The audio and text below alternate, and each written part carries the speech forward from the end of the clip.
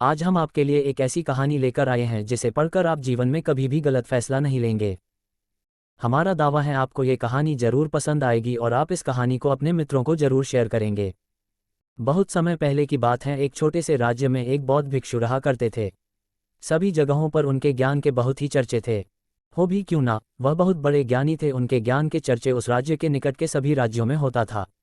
उनके पास लोग दूर दूर से आते थे ताकि अपनी समस्याओं का समाधान प्राप्त कर सकें। उस बौद्ध भिक्षु के पास कोई कैसी भी कठिन समस्या लेकर क्यों ना आए, वह समस्या का समाधान जरूर करते थे। जब भी कोई व्यक्ति अपनी समस्या लेकर उनके पास जाता, वह उस समस्या को बड़े ही ध्यान से सुनते और उसी में लीन हो जाते जैसे उनकी वह खुद की समस्या हो। समस्या में लीन होते और कुछ देर के लिए अपनी आंखें बंद करते और समस्या के बारे में अच्छे से सोच विचार करते और उसके बाद उसका सही समाधान निकालते। ऐसे में कई लोग उनके बारे में ये सोचते थे कि उनके पास कोई चमत्कारिक शक्तियां हैं। है तो कोई कहता दिव्य दृष्टि है जिससे वह समाधान पूछते हैं और उसके बाद हमें बताते हैं। जीवन में सही फैसला लेना सीखें। एक बार एक व्यक्ति ने उनसे ये पूछ ही लिया, क्या आपके पास कोई अद्भुत शक्तियां हैं या कोई दिव्य दृष्टि जिससे आप हमारी किसी भी समस्या का समाधान देख पाते हैं या फिर पूछकर बताते हैं। उस व्यक्ति की बात सुनकर वह बौद्ध भिक्षु जोर जोर से हंसने लगे। उसने उस व्यक्ति की बात का कोई जवाब नहीं दिया। जिस राज्य में ये बौद्ध भिक्षु रहते थे उस राज्य में अजीब सी एक घटना घटी। क्या हुआ अजीब घटना? जिस राज्य में बौद्ध भिक्षु निवास करते थे उसी गांव में एक बूढ़ी औरत रहा करती थी जो अपने पूरे घर में अकेले रहती थी। उसका इस दुनिया में कोई भी न था।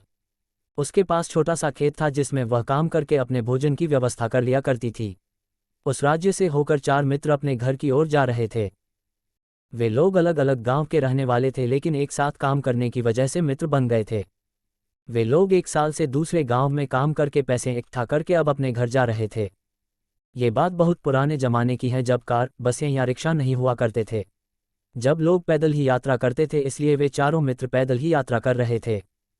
वे चारों मित्र अपने अपने धन को इकट्ठा कर अपने गांव की ओर जा रहे थे। उन चारों ने अपना अपना धन अलग अलग एक पोटली में रखा था।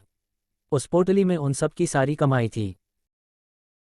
तभी उन चारों मित्र में से एक मित्र कहता है, मित्रों, इस तरह हम अपना धन अलग अलग रखेंगे तो चोरी हो सकता है। क्यों न हम अपना धन एक ही पोटली में रखें, जिससे हम सभी ध्यान दे सकेंगे और हमारा धन सुरक्षित रहेगा। और जब हम अपने गांव नज़दीक होकर अलग होंगे तो वहां पर हम अपना अपना हिस्सा अलग अलग कर लेंगे। उस तीनों मित्र ने उस युवक की बात मान ली और वे सभी मिलकर अपना धन एक ही पोटली में रख देते हैं और वे सभी मिलकर अपने गाँव की ओर आगे बढ़ते हैं। चलते चलते काफ़ी समय बीत चुका था और अब रात होने वाली थी। तभी आगे बढ़ते हुए उन्हें एक घर दिखाई दिया जहां वही अकेली बूढ़ी औरत रह रही थी। रात्रि का समय भी हो चुका था और इन चारों मित्रों को ठहरने के लिए कोई जगह चाहिए थी। इस पर वे चारों मिलकर योजना बनाई कि वे इसी घर में रात बिताएंगे। उन चारों लोगों ने उस घर की ओर बढ़ते हुए दरवाजा खटखटाया। तब वह बूढ़ी औरत ने दरवाजा खोला और उन मित्रों में से एक ने हाथ जोड़कर कहा, माता जी, हम अपने गांव की ओर जा रहे हैं, लेकिन रात हो गई है और हम इतनी रात में सफ़र नहीं कर सकते। हमारी आपसे विनती है कि आप हमें एक रात यहाँ ठहरने की अनुमति दें। सुबह होते ही हम चलेंगे। बहुत सोच विचार करने के बाद बूढ़ी औरत कहती है, तुम सभी आज रात के लिए यहाँ पर रुक सकते हो। बूढ़ी औरत ने सबके लिए खाना बनाया और उन्हें पेट भरकर खिला दिया।